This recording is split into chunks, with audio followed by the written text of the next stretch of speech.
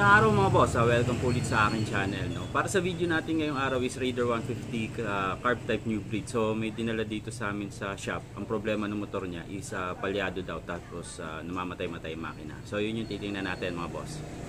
So yan yung motor mga boss, no? Ang kwento ng may-ari, bagong gawa daw yan, 1 week pa lang. So ang naging problema nung una, pinalitan daw ng stator tapos nag-regime. So after na gawin, saka lumabas yung ganung problema niya, yung palyado saka yung namamatay. So nung binalik ni boss dun sa gumawa, ang sabi nung mekaniko, carb naman yung problema. Yun nga lang, hindi nila ginawa. So ibig sabihin, sinabi ng mekaniko na yun yung problema pero hindi naman nila ginawa. So kaya dinala ni boss dito sa shop para mapa-double check. So since nagbukas sila sa cylinder head mga boss, no, yun ang unang i-check ni Boss Ryan. Titingnan yung timing kung tama.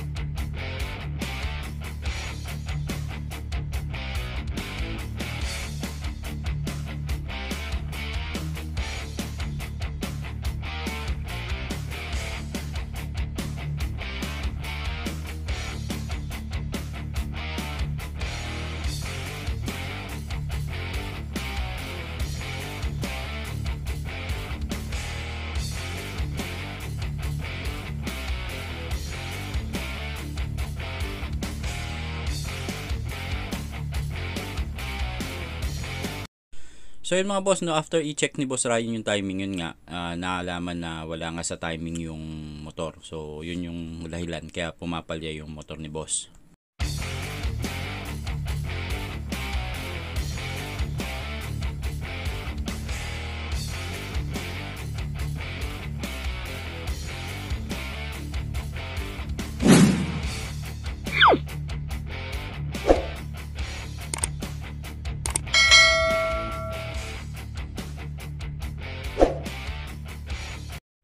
So bagong regime daw yung motor ni boss, no, kaso nga nung sinukat ni Boss Ryan, lahat nung clearance maluluwag. So ulitin yung pagre-regime mga boss.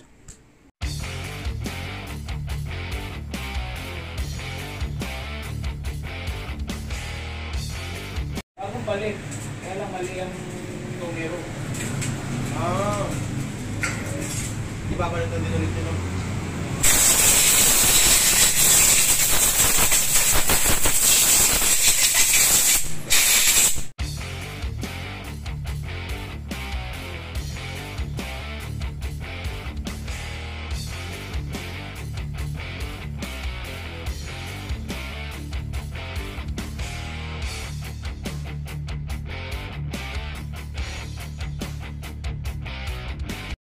So napansin din ni Boss Ryan na walang tornilyo dun sa cylinder head, no, kaya nilagyan na lang din.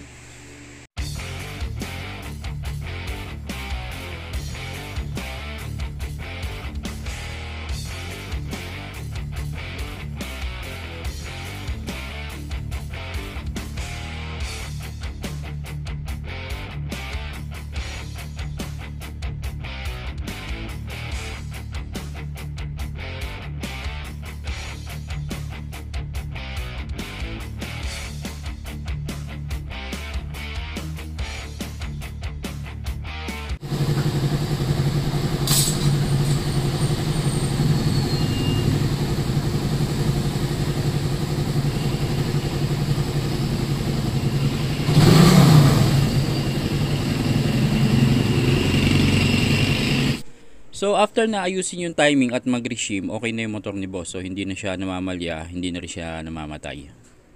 So para dun sa mga gusto magpa-check ng motor nila mga boss, no, pasya lang kayo sa shop. So mas maganda rin kung mag-chat mo lang kayo bago kayo pumunta para at least ma-schedule natin yung motor nyo.